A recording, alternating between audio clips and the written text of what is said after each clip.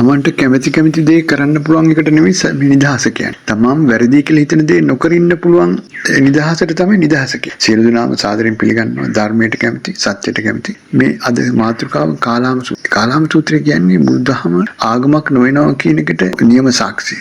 ආගමකුත් නෙවෙයි, විද්‍යාවකුත් නෙවෙයි. බුදුහාමුදුරු කාලාම සූත්‍රයේදී මේ දේශනා කරා කරුණු 10ක්. අපිට ඇහුණ දේ සැනෙන් පිළිගන්න එපා. අපේ සම්ප්‍රදාය කියලාත් පිළිගන්න එපා. බහුතරයේ මතය ඒකත් බොරු. පොළ පොත්වල තිබුණා කියලාත් සත්‍ය වෙන්නේ නැහැ. තර්කය නිසා සත්‍ය වෙන්නේත් නැහැ. තර්කයෙන් තමයි නීතිඥවරු බොරු ඇත්ත කරන්නේ. නීතිය නිසා නීතියක් කියනවා ලෝකේ. ඒ නීතිය කර්ම නීතිය කියලා හිතමු.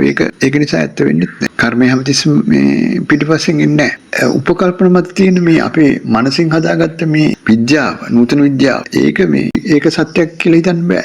දර්ශන තියෙනෝනේ දිට්ඨියක් නිසා ඒක සත්‍යයක් වෙන්නේ නැහැ. මොකද අපිට තියෙනවා අපි සිංහල බෞද්ධ කියලා දිෂ්ටි තියෙනවා. ඒ නිසා අපි සමහර තර්ක අපේ වැරදි. එතකොට යමක් විය හැකි කියලා හිතෙනවා අපිට. ඒ විය හැකි කියන්නේ අපි ජීවත් වෙනවනේ හැමදාම. අපිට හිතෙන්නේ මේක විය හැකි කියලා. නමුත් ඒක සත්‍යකුත් නෙවෙයි. අපි මැරෙන එක තමයි සත්‍ය. ඒකට යමක් මේ හාමුදුරුවෝ හරි කවුරු හරි පඬිවරයෙක් හරි කවුරු හරි මගේ අනේ ගුරුවරයෙක් කියලා එහෙම පිළිගන්නත් බෑ. යමකට යම් කිසි දෙයක් අනර්ථකාරී මේ දේ කරාම නුවණැත්තු විසින් වැරදි කියලා කියනවනම් අපිටම තේරෙනවනම් මේක හානි කරයි කියලා, දුක්ඛිතයි කියලා.